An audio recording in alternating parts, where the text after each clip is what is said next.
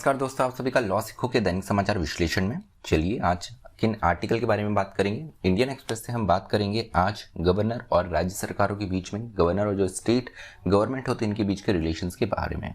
तो आज हम एक ही आर्टिकल के बारे में बात करेंगे, इंडियन एक्सप्रेस से लिया गया है। उसके बाद में न्यूज़ अपडेट्स और लीगल न्यूज़ है जो कि लॉ सीखो के अपने इनिशिएटिव्स हैं। तो चलिए आर्टिकल की ओर आते हैं। तो वेस्ट बंगाल के गवर्नर जगदीप धनखड़ और ममता बनर्जी जो कि वेस्ट बंगाल की सीएम है, इनके बीच में एक विवाद देखने को मिल रहा है। विवाद इतना कड़ा हो चुका है कि वेस्ट बंगाल की जो सीएम है ममता बनर्जी, इन्होंने वेस्ट बंगाल के गवर्नर को ट्विटर पे यहाँ पे ब्लॉक कर दिया है।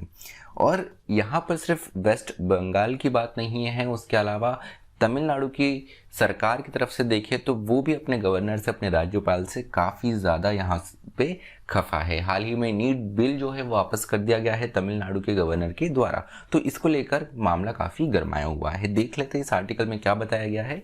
अगर हम कॉन्स्टिट्यूशन में देखें तो गवर्नर और स्टेट के बीच में रिलेशनशिप्स दिए हुए हैं, जिसमें देखें तो कॉन्स्टिट्यूशन ये पावर देता है गवर्नर को कि वो किसी भी बिल को, किसी भी कानून को जो कि असेंबली के द्वारा पास किया गया हो, कोई बिल, उसे वो असेंट दे सकते हैं, उसको मंजूरी दे सकते हैं, और चाहे तो उसको वो होल्ड करके भी रख सकते हैं, अपने पास में रख सकते हैं, और चाहे तो वो उसको वापस असेंबली के पास में भी भेज सकते हैं। तो किसी भी राज्य में अगर कानून बनाना है तो जिस तरीके से प्रेसिडेंट की भूमिका होती है यूनियन लेवल पे, उसी तरीके की यहाँ पर गवर्नर की भूमिका, हालांकि इससे ज़्यादा होती है गवर्नर की भूमिका किसी भी राज्य के लिए।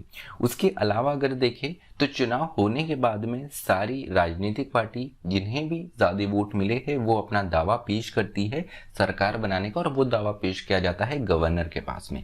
अब गवर्नर पे रहता है कि वो किसे सरकार बनाने के लिए आमंत्रित करे। कुछ बार ऐसे किस्से हुए हैं, जैसे कर्नाटक में अगर हम देखें तो कर्नाटक में कांग्रेस को ज़्यादा सीट्स मिलने के बावजूद भी यहाँ पर बीजेपी को आमंत्रित किया गया। कांग्रेस अलायंस पेश कर चुकी थी, लेकिन उसके बावजूद बीजेपी को यहाँ पर आमंत्रित किया गया। गोवा में देखिए पिछले चुनावों में तो कांग्रेस सबसे बड़ी पार्टी थी, लेकिन बीजेपी को यहाँ पे आमंत्रित किया गया।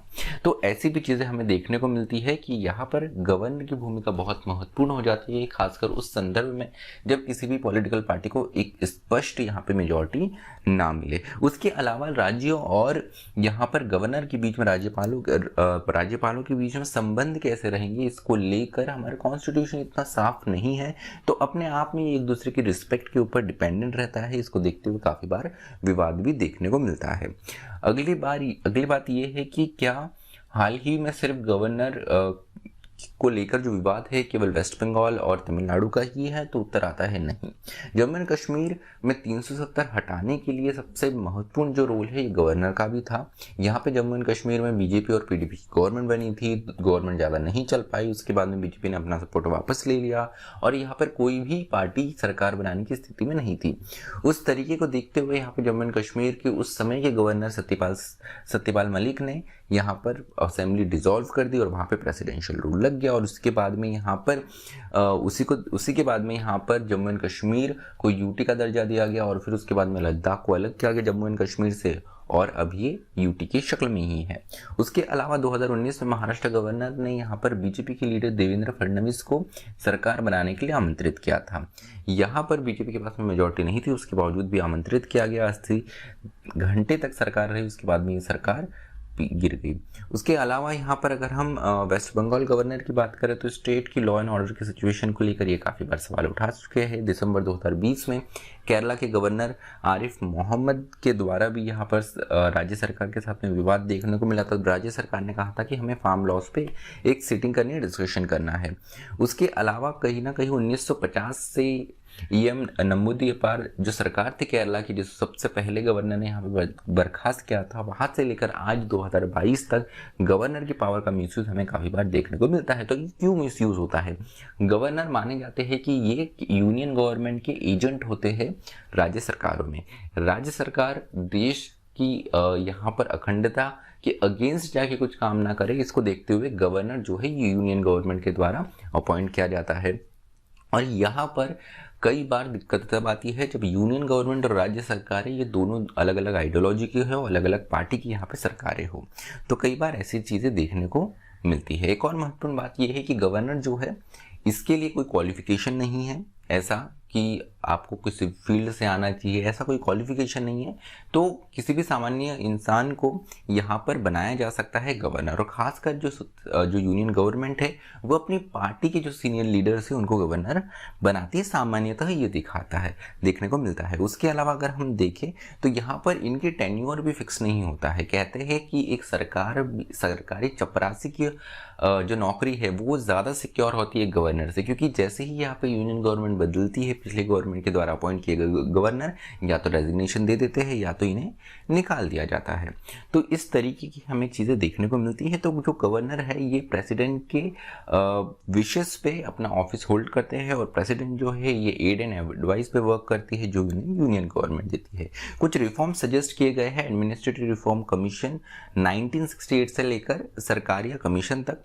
इसमें कुछ सुझाव दिए गए थे, जैसे अपॉइंटमेंट जो है ये एक पैनल के द्वारा किया जाए जिसमें पीएम, होम मिनिस्टर, लोकसभा के स्पीकर और सीएम हो। इसके अलावा इम्पीचमेंट जो है ये असेंबली इम्पीचमेंट कर सके और कम से कम 5 साल का टेन्योर हो।